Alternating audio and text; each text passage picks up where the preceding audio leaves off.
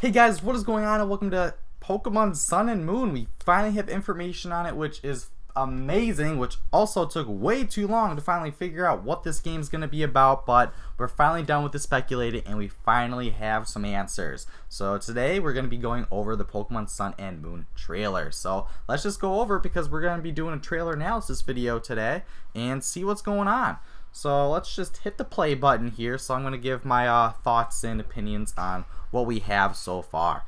So as usual, it always starts like that, and then here we have a nice graphic for Pokemon Sun and Moon right there. So I'm just going to let you guys know right now, you guys might be seeing that image quite a lot in future videos. So let's pause it right, let's just go back a little bit.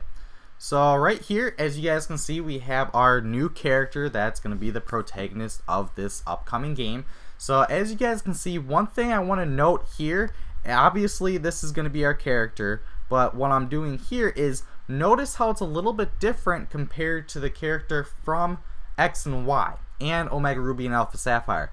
This character is a little bit more detailed, so when we make it to the next frame, you guys can see that this character is more of in the position than you'd see in the cutscenes with Pokemon X and Y and Omega Ruby and Alpha Sapphire, compared to just where you can free roam with your joystick, just moving a character around. It's a little bit more detailed. The character just seems to be present a more realistic feel than before. So here we go. Right here it says, "Welcome to Paradise, cousin. This is the Alola region." So obviously, I'm just gonna assume they probably got this off Aloha, which translates back to Hawaii. So this generation will be on Hawaii, and I don't know about you guys, but have you ever looked at my channel logo or my channel banner? It's kind of resort themed, so this literally is perfect. Like, I don't even want to play this game, I just want to live in it. If that's perfectly okay with Pokemon, I can just go in there and just live my life happy as can be.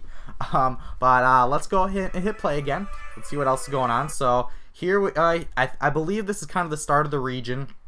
So, but the coolest thing about this is that this region is completely different than any other region we've ever had. It's just all tropical theme. Everything else has just been kind of the same, where it's obviously all regions had different themes, but this one's a little bit different. This one just has a different feel to it, and you just get a different vibe, which is awesome.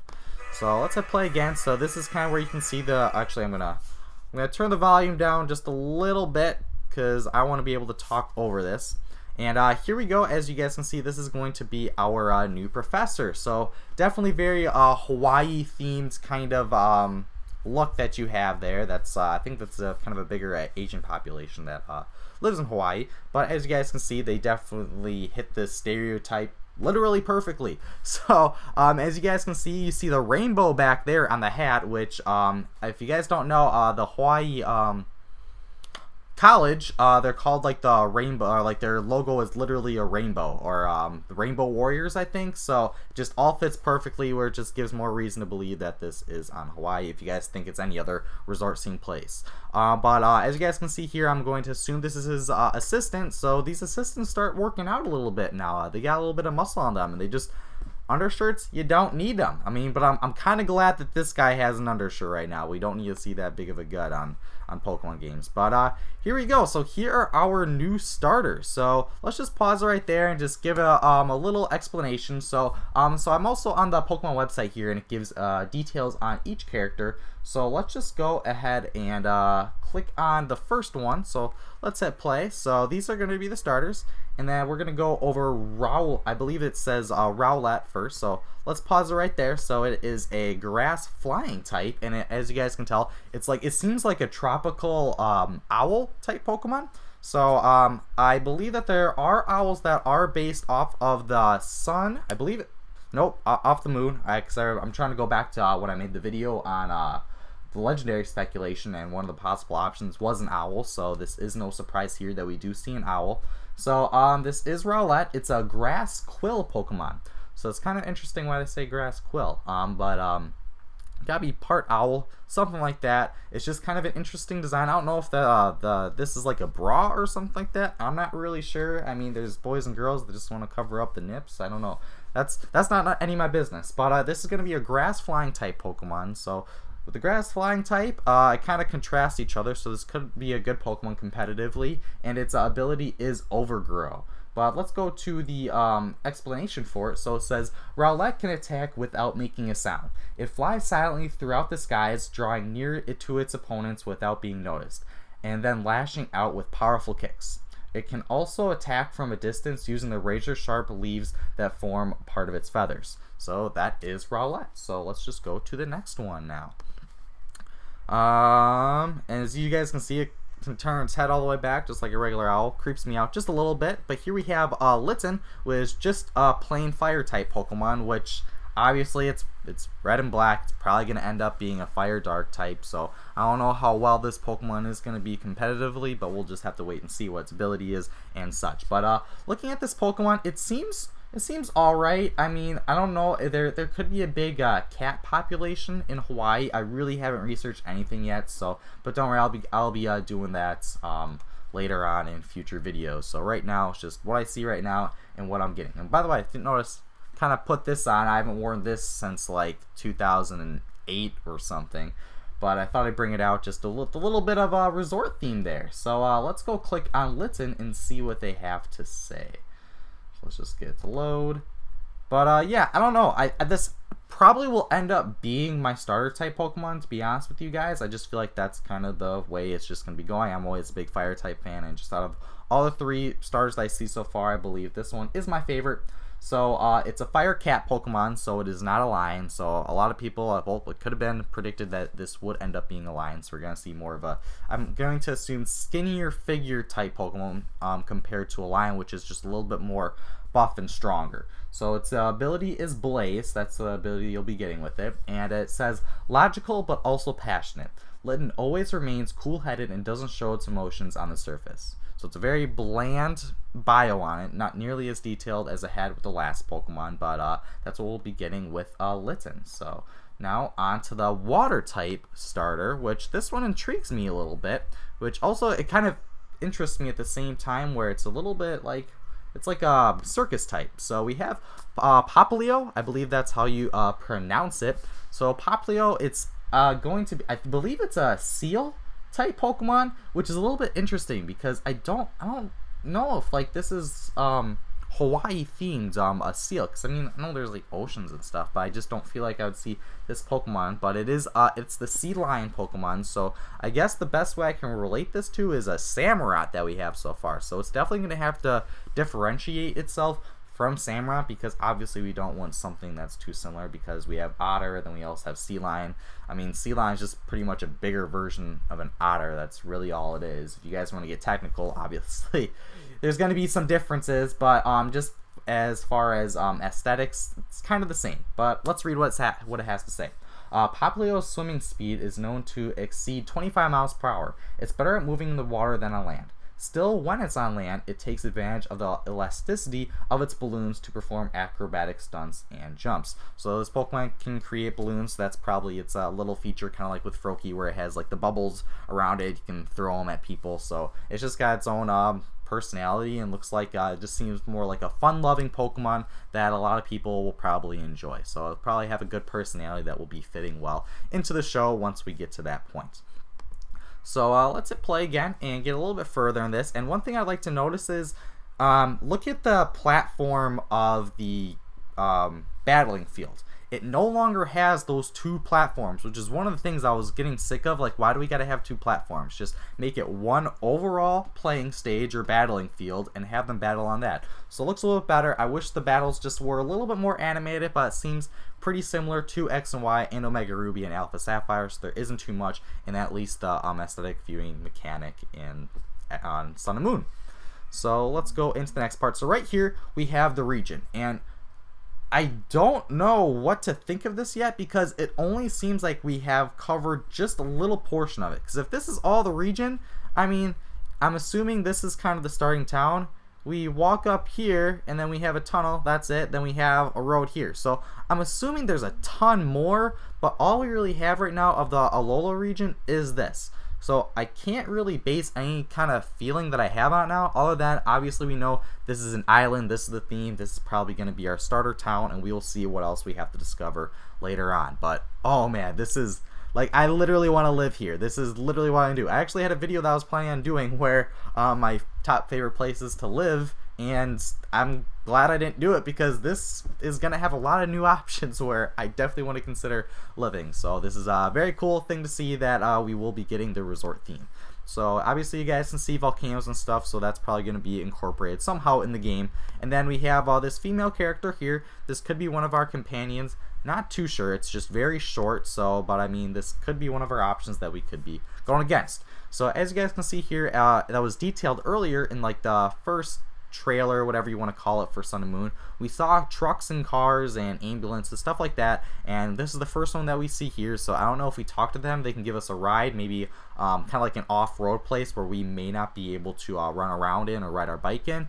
These guys would probably be able to help in those situations. That's just what I'm going to be assuming from here. So let's get play again, and as you guys can definitely see, these characters are definitely more detailed than the last ones, and it's great to know. And so here it's kind of interesting. One thing I love is you just get all these tribal themes and all this stuff. Like, I love this stuff. This is like literally my favorite type of theme that we could possibly have for just in general. And now that it's in Pokemon, it makes it so much better.